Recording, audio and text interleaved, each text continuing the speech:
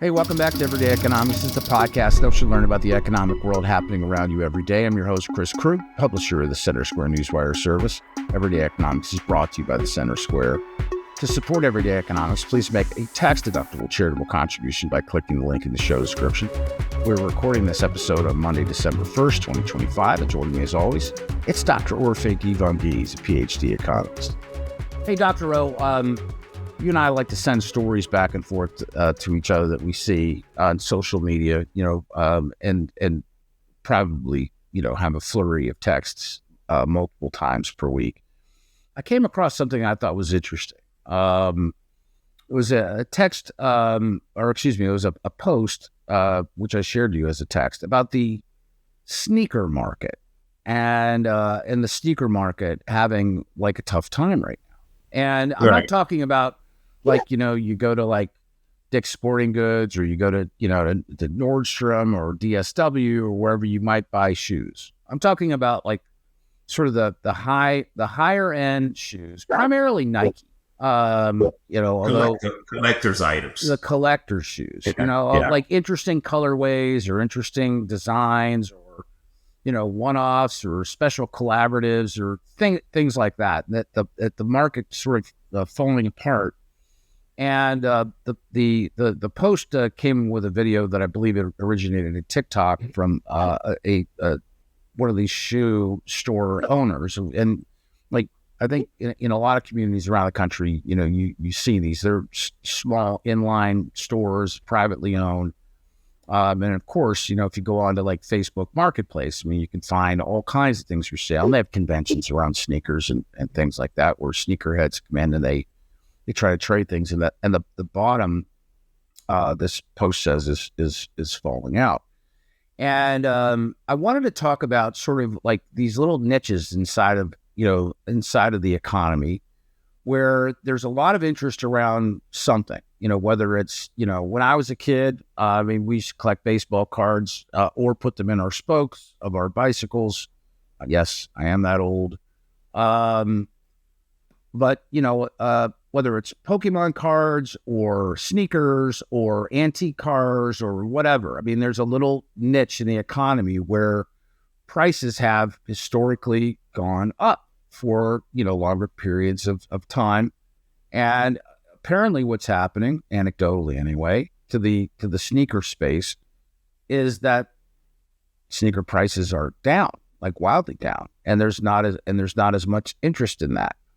Can you talk about sort of a niche economy like this and try to make sense of, I guess the booms and busts that come along with it?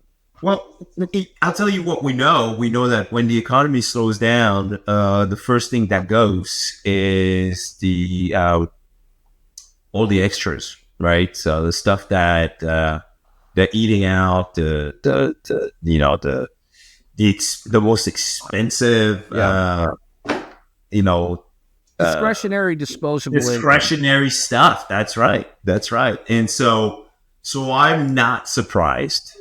I am not surprised to see that some of the discretionary stuff is going out the door, and that value is in. Even the simple fact that even higher income households are now doing a lot of their shopping at Walmart. If you listen to a Walmart, earnings calls, the change in their customer base that's happened in the past couple of years just highlights what's happening in the U.S. economy. We're living through what we call now a K-shaped economy, where those with high at the top of the income distribution with most of the assets, right, are the ones doing the shopping. And but even they're probably cutting out some of the extra stuff. Well, so let's talk about this, in terms of these fads, because I think that's kind of what these are. Sneaker collecting has been around, I would say, for probably 10 or 15 years, where people have really gotten crazy. I've got a friend who has like 100 pairs of primarily Nike shoes, Jordan branded or Dunks or Air Force Ones, largely the sneakers that are derivative of the original, Jordan pattern. Yeah. Totally. I've seen that throughout, like the guys in finance and tech, Yes. and they're Yes, it's become connecting almost ubiquitous. If Yeah. you go to the golf course, you see people wearing, Jordan-styled golf shoes, and you have for the last several years. These fads, they come and go, and they do drive some part of the economy, because the shoes become worth, in I guess, to those who are interested in them, a multiple of what they cost. They almost become like speculative stocks on some level for the collector. But could you explain sort of like the nature of an economic fad, and like how do you know when the run is over?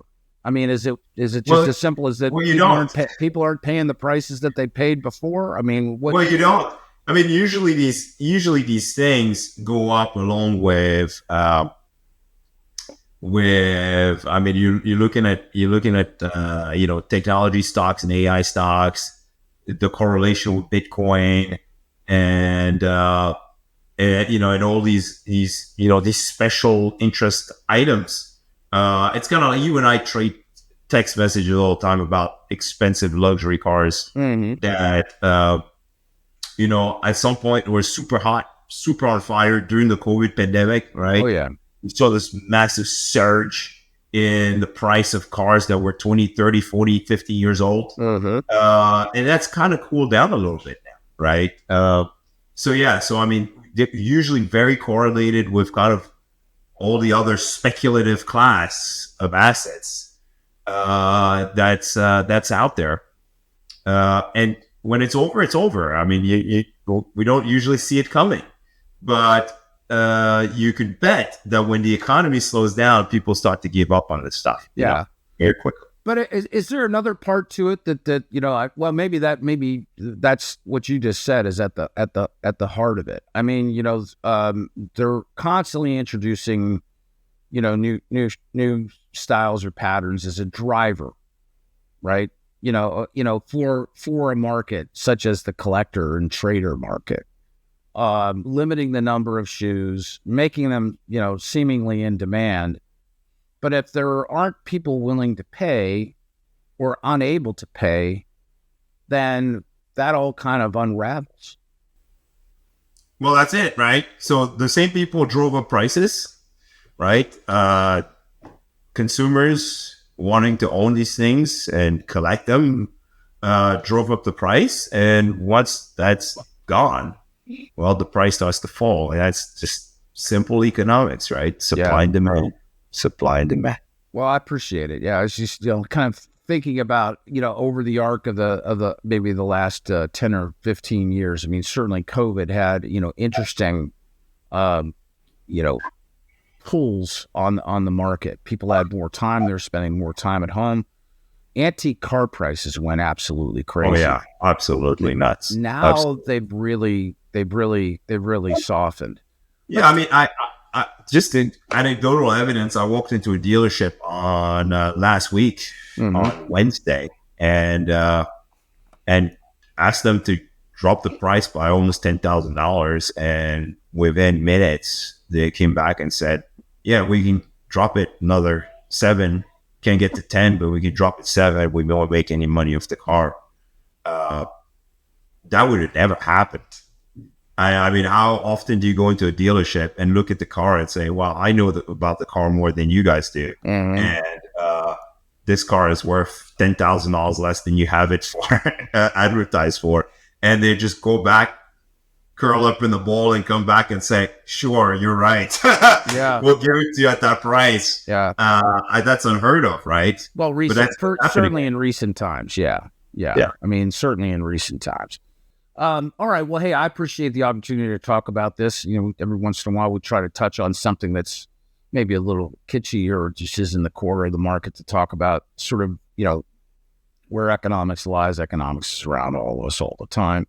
And as you like to say, the economy isn't about money or the velocity of money. It's about people and, how people are thinking and how they're utilizing their money. So I appreciate the conversation as always. For Orphe Divounguy. Yeah, it's the decisions we make, right? It's the decisions we make that matter. Yeah. Thanks again. Subscribe to Everyday Economics wherever you get your podcasts. Make sure you listen to Dr. O and me each week on the Center Square Radio Hour.